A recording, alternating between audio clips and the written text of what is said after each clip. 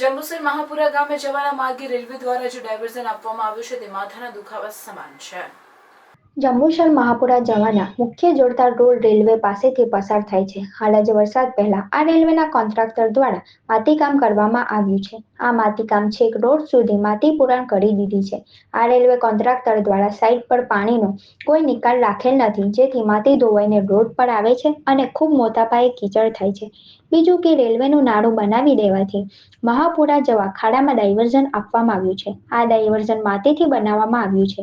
Diversion ઉપરથી ગામના લોકો વાહનો લઈને જાય છે તો એમની ગાડી, બાઇક, ફોર વ્હીલ અનેક વાહનો ફસાઈ જાય છે। સ્કૂલે આવતા જતા નાના બાળકો પણ સાયકલ લઈને ઘણીવાર પડી ગયા છે। આ રેલવેના કોન્ટ્રાક્ટરને વારંવાર રજૂઆત કરવા છતાં તે લોકોનું પેટનું પાણી હલતું નથી। એ લોકો તેમના માણસોને મોકલી દે છે।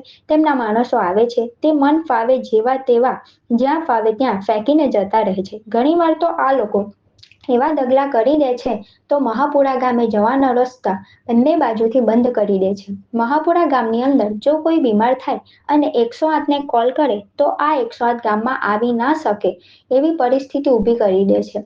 જો કોઈ બીમાર પડે અને કોઈ તકલીફ ઊભી થાય તેની જવાબદારી કોની તે ગામમાં ચર્ચાનો વિષય બન્યો છે। વહેલી તકે આ વિકટ પરિસ્થિતિનો ઉકેલ લાવવામાં આવે તેમ ગ્રામજનો ઈચ્છી રહ્યા છે। કોઈ અધિકારી આવવા તૈયાર નથી, જોવા તૈયાર નથી। અત્યારે અમને 2 કે 3 દિવસ ઉપર વરસાદને કારણે અહીંયા અમારી સ્કૂલ જતી એક છોકરી પડી હતી, તો એને વાગ્યો, તેની જવાબદારી કોણ લે? અહીં કોઈ પણ જવાબદાર વ્યક્તિ આ જોવા આવતા નથી, જેથી ગામનો એવું ગણો કે 70% વ્યવહાર બંધ થઈ ગયો છે। આ લોકોને એક અનગઢ રીતે આજે અમે આવ્યા છે તો બંને સાઈડ એ લોકો રસ્તા બંધ કરી દીધા। કાલે કોઈ બીમાર પડ્યું, કોઈ ઇમરજન્સી 108 અમારા ગામમાં લાવી હોય તો કેવી રીતે આવે? તો એ લોકો શું કોઈનું મૃત્યુની રાહ જોઈને બેઠા છે? એ લોકોએ કમસે કમ એક રસ્તો તો ખુલ્લો રાખવો જોઈએ કે ના રાખવો જોઈએ? એ લોકો મન ફાવે એ રીતે રસ્તા બંધ કરી આજે કેટલા એક અઠવાડિયાથી એ લોકો એવું કે તમારા રસ્તા બનાવી દે છે। ડ્રાઈવર રોજ એક આવે છે, એક ટોલું નાખી જાય, પાછા લેવલ કરવા જાય છે, પણ એ લોકો કાસ જ બંધ કરી દીધા છે તો પાણીનો નિકાલ કેવી રીતે થાય છે? એટલે અહીંયા જે અવર જવર થાય છે એ બાઇકો સ્લીપ મારે છે, ફોર વ્હીલ સ્લીપ મારે છે, લોકો ચાલતા પણ જાય છે તે લપસી જાય છે। જો આની જાનહાનિ થાય તો એની જવાબદારી રેલવેવાળા લેશે ખરા? અહીંયા કોન્ટ્રાક્ટર પર ઉભેલા છે, એમનો પણ તમે जवाब लो। वो डाइवर्जन बनाया है उसने। मैं तुमको हाईवे पर जाके बताऊंगा डाइवर्जन कैसा बनता है।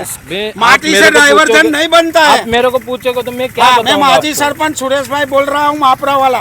अरे हाँ माफी में क्या वो ऐसा आप मेरे को आप ये जो कर रहे हो यहाँ कितने लोग गिरते हैं आपको तो मालूम नहीं। आप लोग आते हो, आप ऐसा नहीं आपको